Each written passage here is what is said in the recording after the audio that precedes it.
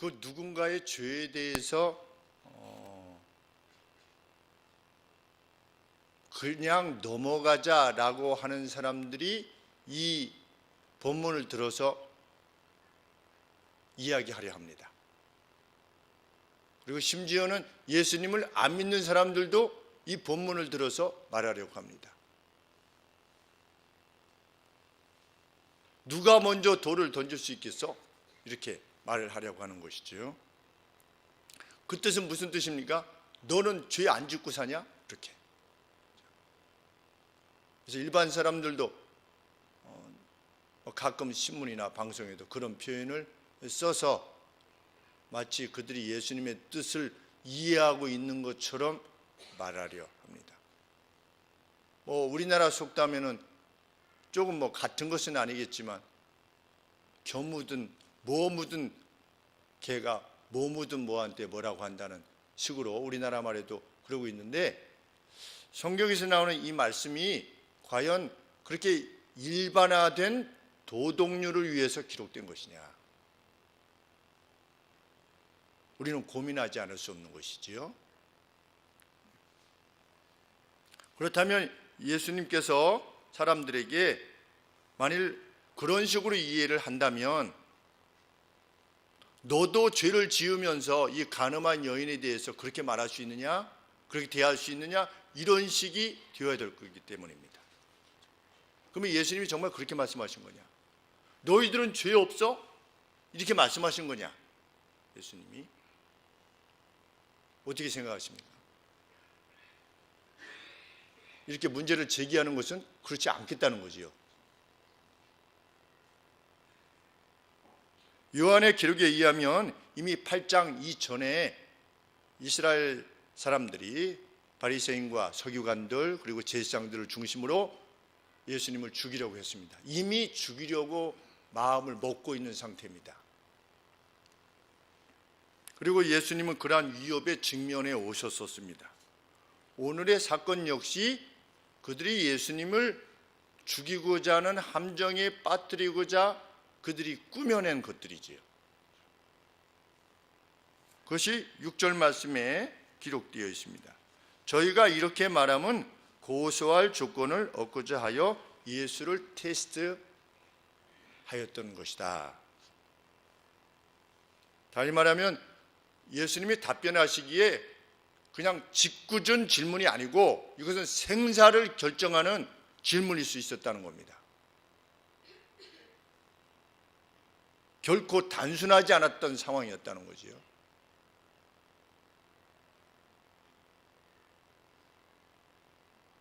명절이 끝나고 자신들의 집으로 돌아가던 백성들을 향해서 예수님께서 가르침을 주시기 시작했었습니다. 그것이 1절, 2절의 상황의 전개입니다.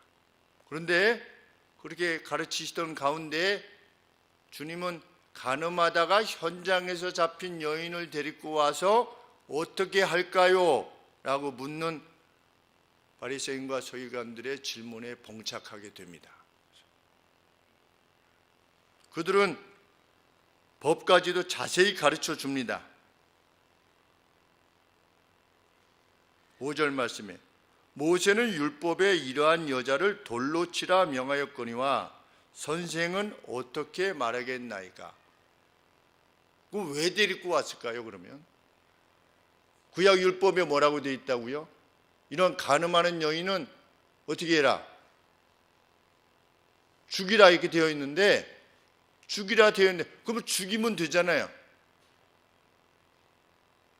근데 왜 데리고 왔느냐 말이죠. 질문을 던져서 덫을 놓아서 예수님이 잡히게 하려고 하는 것이지요. 의도 자체가 여인의 아픔에 대해서는, 여인의 죄에 대해서는 관심이 없고 여인이 받을 벌에 대해서도 관심이 없고 그 죄가 얼마나 무서운 것인가에 대해서도 관심이 전혀 없는 것입니다. 그 증거는 무엇입니까? 레위기서에 보면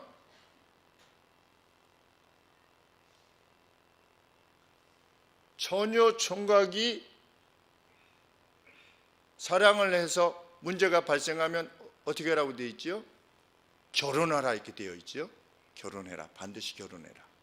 그런데 이미 유부남이요 유부녀하고 관계를 갖게 되면 어떻게 해라? 반드시 죽여라 이렇게 되어 있습니다. 그런데 오늘 이 본문에는 누가 없습니까? 남자가 없어요. 그렇죠? 의도 자체가 선하지 않은 겁니다.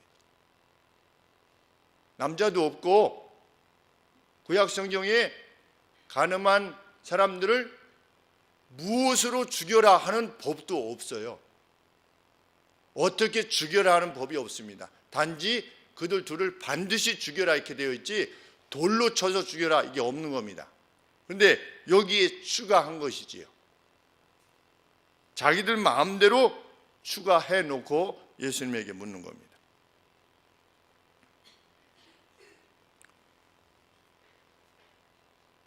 그들의 질문의 의도가 불순하기는 했어도 예수님은 그들의 눈에 보기에는 난감해할 수밖에 없었습니다.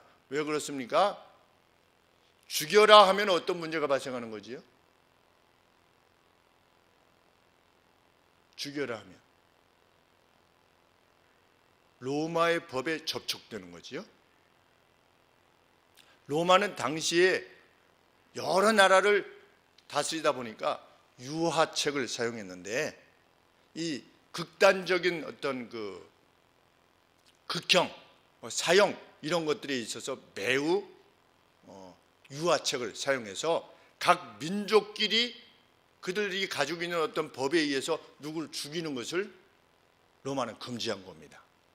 그리고 누구를 죽일 때 누구의 허락을 받아야 되냐면 로마의 관원의 허락을 받아야 되는 겁니다.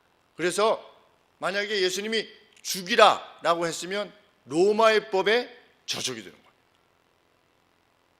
죽이지 말라고 하면 율법에 저촉이 되는 것이지.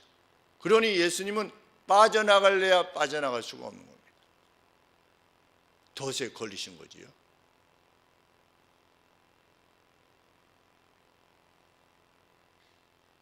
만약에 우리들에게 그러한 질문이 던져졌다면 우리는 뭐라고 말했을까 하는 생각을 하게 됩니다. 이러지도 못하고 저러지도 못하고. 그 질문을 받으신 주님께서 그 다음에 무엇을 하셨습니까? 몸을 굽으려서 땅에 무엇인가를 쓰셨다. 뭐라고 쓰셨을까요? 몰라요. 그렇죠? 무엇이라고 쓰셨는가는 중요하지 않아요. 중요하지 않은 증거가 뭡니까? 중요했다면 어떻게 되었겠습니까? 성경에 기록되어 있겠죠. 그렇죠? 예수님이 무엇을 쓰셨나가 중요한 것이 아니라 예수님의 행동 자체가, 그 제스처가 중요한 것인데, 그 제스처는 무엇을 말하는 것이겠습니까? 나는 너희들의 질문에 답할 의사가 전혀 없다. 나는 너희들의 물음에 무관심하다. 이겁니다. 그렇죠? 그럴 때 이 백성들은 어떻게 생각했겠습니까?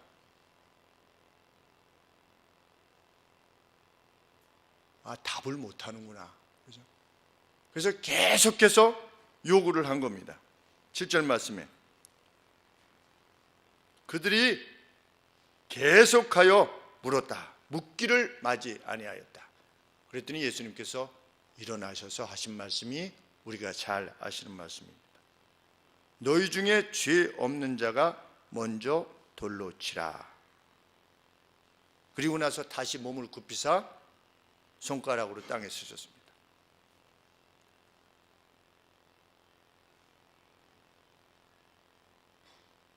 너희 중에 죄 없는 자가 먼저 돌로 치라. 그러면 우리가 구약의 법으로 돌아가면 사람을 죽일 때 어떠한 과정이 진행될까요? 누가 간음을 행했을 때 저 사람이 간음을 행했습니다 라고 하는 것을 보고하겠지요. 근데 그 보고는 몇 명 이상이어야 된다? 2명 이상이어야만 한다. 그래서 간음죄가 드러나서 죽게 될 때 누가 제일 먼저 손을 댈까요?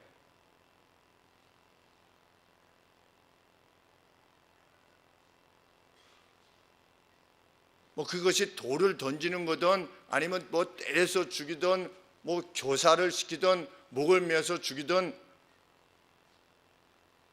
어떤 방식으로 죽이든 누가 제일 먼저 손을 댈까요?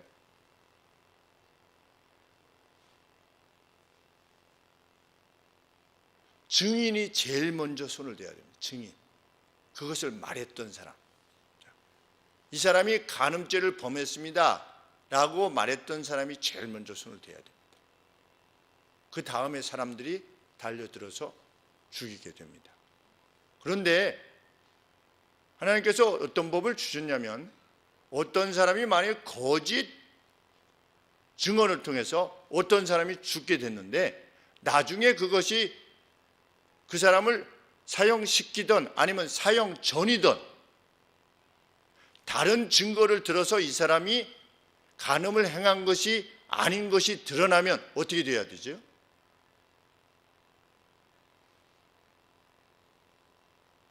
저 사람이 간음죄를 범했으니 죽여야 됩니다 라고 했던 사람이 어떻게 되는 겁니까?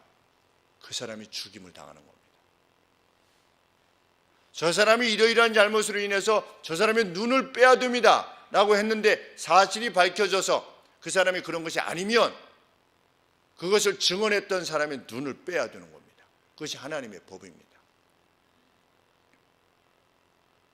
하나님께서 그렇게 주신 법을 그렇게 주신 목적이 무엇이겠습니까? 어떤 사람이 어떤 사람에 대해서 원한이 있는 거예요. 그렇죠? 원한이 있어요. 원한이 있어서 증인 설 사람 둘이 짜고 그 누구에 대해서 저 사람이 저는 악을 행했다고 말하는 겁니다. 그럴 경우가 생기지 않겠습니까? 어떤 사람에 대한 원한 때문에 저 사람이 미운 거예요. 저 사람이 죽었으면 좋겠어요. 저 사람이 벌을 받았으면 좋겠어요. 거짓 증언을 세우는 겁니다. 마치 아합이 나봇의 포도원을 빼앗을 때 이세벨이 거짓 증인들을 세워서 이렇게 나봇을 죽였던 것처럼. 그래서 나중에 어떻게 됐습니까? 하나님께서 사람들이 뭐 어쩔 수가 없었던 것처럼 보이는데 하나님께서 아합도 죽이시고 이세벨도 죽이셨습니다. 예수님께서 말씀하신 것입니다. 너희 중에 죄 없는 자가 먼저 돌로 쳐라. 너희들 중에 증언자가 먼저 돌로 치자는 겁니다. 그러면 무엇에 대한 증언자가 지녀야만 되는 본질적인 태도는 뭡니까? 이 사람을 미워하는 이 사람에 대한 어떤 증오 이런 것으로 이 사람을 고소하는 게 아니고 무엇 때문에 고소하는 거지요? 이스라엘 백성 내의 거룩과 화평만을 위해서 이 사람을 고소하는 겁니다. 너희 중에 죄 없는 자가, 그렇죠? 너희 중에 죄 없는 자가. 이 여인을 끌고 온 목적을 너희들이 가지고 있는데 그 목적이 이 여인의 죄 자체를 무서워하는 그것이라면, 그것이 너희들이 의도하는 이렇게 본질이라면 그것을 증언하는 증인으로서 제일 먼저 그 죄로부터, 그 죄는 어떤 죄입니까?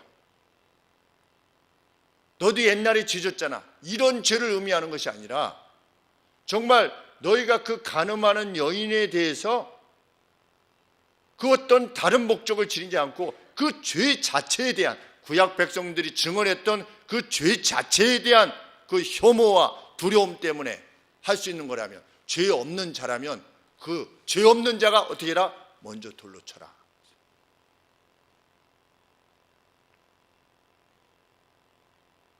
그리고 다시 앉으셨어요. 그런데 백성들이 어떻게 했습니까? 하나씩 두씩 떠났어요.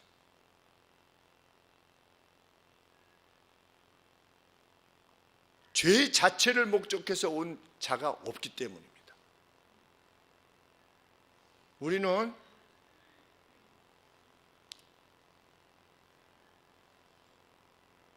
여기서 정말 잊어버리지 말아야 되는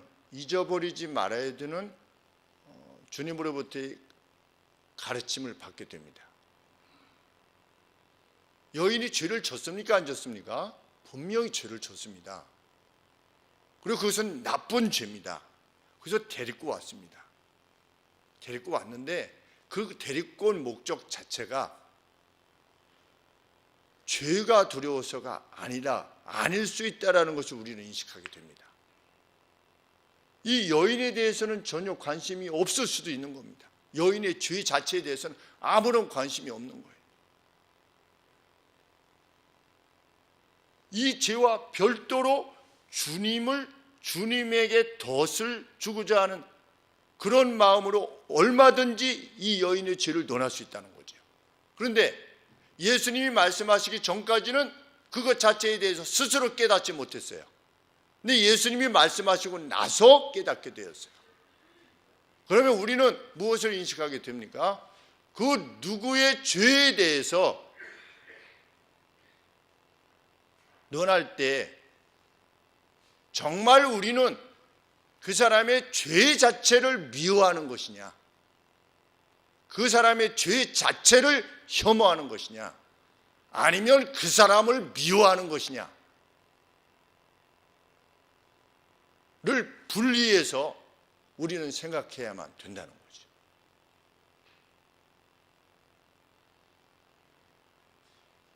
가령 교회에서 어떤 죄악이 일어났다 그랬을 때 그 죄 자체의 혐오성 때문에 그것을 두려워하고 그것을 미워한다면 우리는 얼마든지 교회에서 권징을 행할 수 있는 겁니다. 그런데 그것이 아니라 그 사람을 미워하는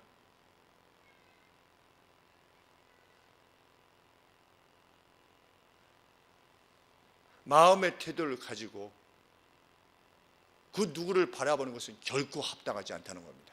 그가 비록 간음한 여인이라 할지라도 명백히 죽을 죄를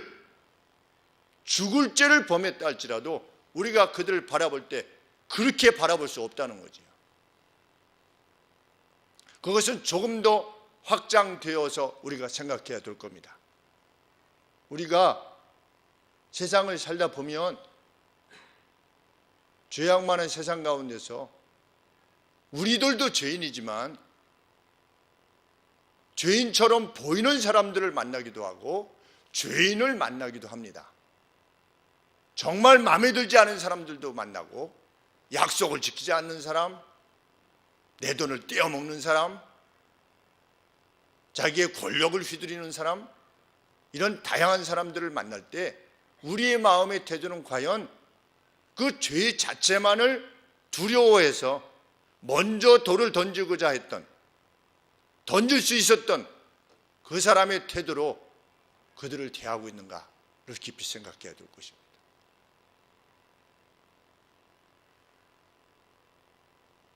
만약 그것에 성공한다면 우리는 예수님처럼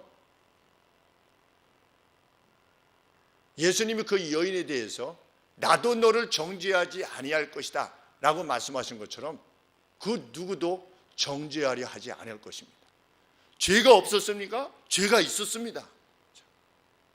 여인은 죽을 죄를 범했습니다. 그런데 예수님께서 뭐라고 말씀하셨습니까? 나도 너를 정죄하지 아니한다.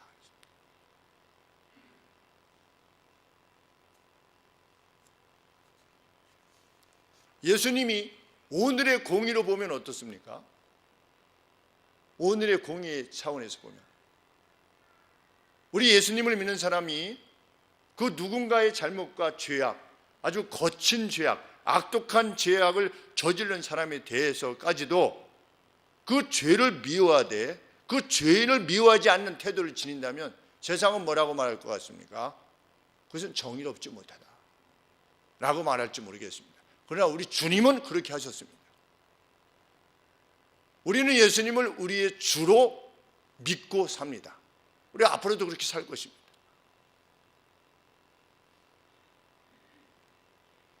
우리는 잊지 말아야 됩니다. 나 또한 너를 정죄하지 않을 것이다. 죄에 대한 인식은 있지만 당신 죄인이잖아 라고 말하지는 않을 거라는 것이지요. 그러면서 뭐라고 말씀하셨습니까? 가서 다시는 죄를 짓지 말아라. 예수님은 삶 속에 있어서 악인을 만나는 우리에 대하여 이러한 태도를 지닐 것을 요청하시는 것이죠. 그래서 너희의 오른편 뺨을 치면 멀쩡히 있는데 누군가 오른편 뺨을 치는 겁니다. 너희는 어떤 사람이더라? 왼편 뺨을 내어주는 사람이 되라. 네 것을 억지로 겉옷을 달라고 하는 자에게는 속옷까지도 내어주는 사람. 얼마나 나쁜 놈입니까? 내가 가만히 있는데 내 겉옷을 달라고 하는 거예요. 오리를 가고자 하는 자에게 너를 강요해가지고 강요해서 오리를 가고자 하는 자에게 심리를 가주는 자가 되라. 이런 멍청하게 사는 사람이 어디 있습니까? 그래가지고 사회가 바르게 되겠습니까? 근데 예수님 뭐라고 말씀하셨습니까? 그런 자가 되라.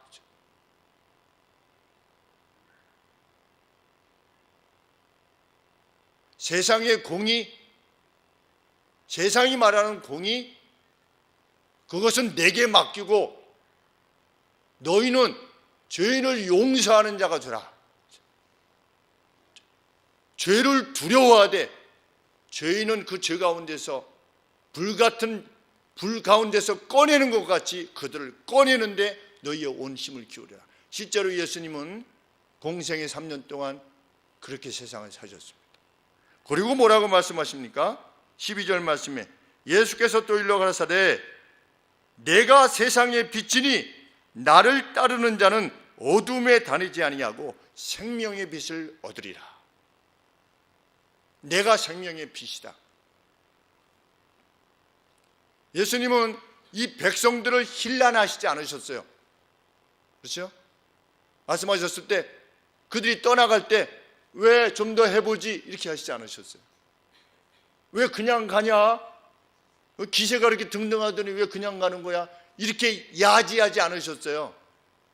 예수님이 원하셨던 바는 깨달음 자체를 주시기를 원하셨어요. 그들에게도 빛이 되어 주시기를 원하셨어요. 그리고 여인에게도 빛이 되어 주시기를 원하셨어요. 예수님은 그 사명을 우리에게 맡기셨어요. 이것이 하나님 나라의 백성들이 살아가는 삶의 방식이어야 돼요. 그런데 그 방식에 대해서 세상의 가치가 교회로 들어와요.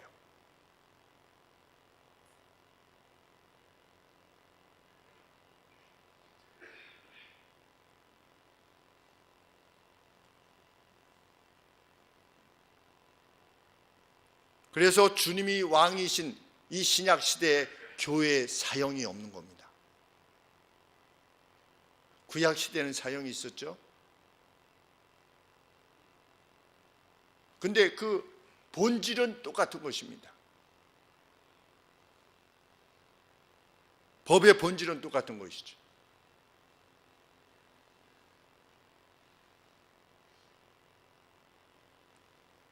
우리는 정죄하시지 않기 위한 예수님의 노력이 무엇인가를 십자가에서 이미 본 사람들입니다.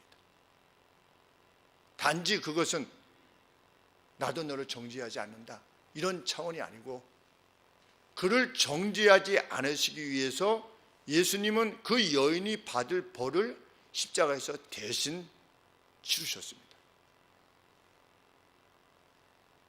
그만큼 주님은 정죄하지 않기를 원하셨습니다. 그 누구도. 그래서 죄인들을 찾아가셨어요. 그 당시에 죄인들을 찾아가셨어요. 그래서 서기관들과 바리새인과 제사장들이 왜 예수라는 저자는 죄인들만 찾아가냐 말이지요. 왜 그들과 함께 먹고 왜 그들과 함께 마시느냐? 왜 악한 자들과 함께 동행하느냐? 왜 교류하느냐? 왜 그들의 친구가 되어주느냐? 라고 비난했지요. 예수님은 우리가 오늘 이 시대를 살면서 죄인들의 친구로 불림을 받기를 기뻐하시는 겁니다. 그들을 찾아가서 예수님이 말씀하신 바 그대로 나는 당신을 정죄하고 싶지 않습니다. 당신은 여전히 나와 동시대의 친구요, 하나님께서 지어내신 아름다운 피조물이요, 나는 그것을 결코 의심치 아니합니다. 당신이 지금 그렇게 행하는 것은 하나님께서 당신을 그렇게 아름답게 지어내신 것으로부터 이탈하는 것이니 부디 내 사랑을 받아서, 하나님의 사랑을 받아서 당신 그 죄로부터 제발 돌아서십시오 라고 하는 사람이 되기를 하나님은 원하시는 것입니다. 그래서 예수님을 믿는 사람들은 그 누구를 비아냥거리지 않고 냉소적으로 대하지 않는 것입니다. 누구의 잘못이 있으면 직접 언급하는 것이지요. 겸비하게, 사랑 있는 사람만이 상대방의 잘못을 지적할 때 진짜로 담대할 수 있는 거죠. 마치 증인을 서고자 하는 사람이 제일 먼저 손을 대듯이 죄만을 두려워하는 사람만이 참으로 그 죄인에게 가서 그 죄에 대해서 논하고 눈물로 호소할 수 있을 줄 압니다. 우리는 죄만을 미워해야 됩니다. 죄만을 미워하지 않으면 그 죄인을 미워하게 됩니다. 그 죄인을 미워하는 것은 하나님께서 우리에게 원하시는 바가 아닙니다. 우리가 이 사실을 깨닫는다면 우리는 그 어떤 일에도 우리의 마음이 격동되지 않을 것입니다. 그것이 우리의 믿음이어야 됩니다. 그리고 믿음의 내용이어야 되고, 오늘의 교회가, 오늘의 그리스도인들이 이것을 상실한 것이지요. 그리스도인들에게서 보는 이 바보 같은 인애, 어떻게 보면 멍청어 같은 인애, 이것을 우리는 상실한 겁니다. 정말 우리 아동들에게 물었습니다. 목사님은 저 사람 이런 사람이 한 명도 없다, 목사님. 자, 목사님처럼 저 사람은 이런 사람 한 명도 없는 사람 한번 손들어봐 이랬더니 한 30명 중에 한 명이 딱 손을 들었어요. 나머지는 어떻다는 겁니까? 유치원에 기분 나쁜 애가 있다는 거죠.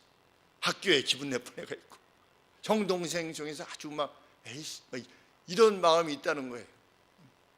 손을 혼자서 해맑은 손을 이렇게 들면서 웃었어요. 자기는 미워하는 사람이 하나도 없죠. 그래서 목사님이 그랬어요. 오늘 예수님이 이렇게 말씀하셨으니 너희도 목사님처럼 점점 이 손을처럼 잘 자라가지고 한 사람도 미워하는 사람이 없도록 자라게 되기를 바란다. 그러면 그게 진짜 행복하다. 아무도 미워하는 사람이 없는 게 그게 행복 아니냐. 우리들도 그렇게 되기를 바랍니다. 그것이 믿음입니다. 하나님이 원하시는 사랑입니다. 기도하겠습니다.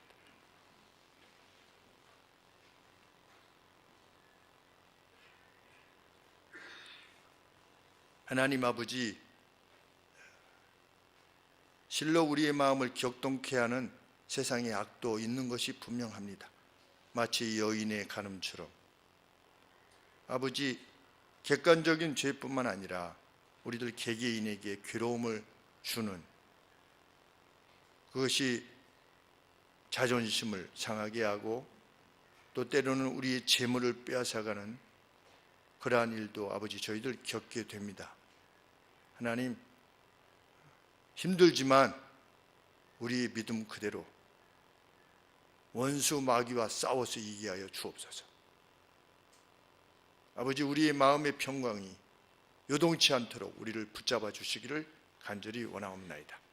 우리는 단지 죄를 무서워할 수 있도록 도와주시옵소서. 하나님, 그 어떤 죄인도 하나님께서 오늘도 지어내신, 하나님의 선하신 목적 아래 지어내신 피조물이라는 사실을 결코 잊지 않도록 도와주옵소서. 그리고 그것만이 이 땅을 변화시키며 이 부패한 땅을 변화시키는 유일한 길이요 신적인 힘이라는 사실을 저희들 확신케 하여 주시옵소서. 그래서 우리들의 마음과 우리들의 얼굴에 늘 선우와 같은 해맑은 미소가 넘쳐날 수 있도록 하나님 도와주시옵소서. 예수 그리스도의 이름으로 기도합니다. 아멘.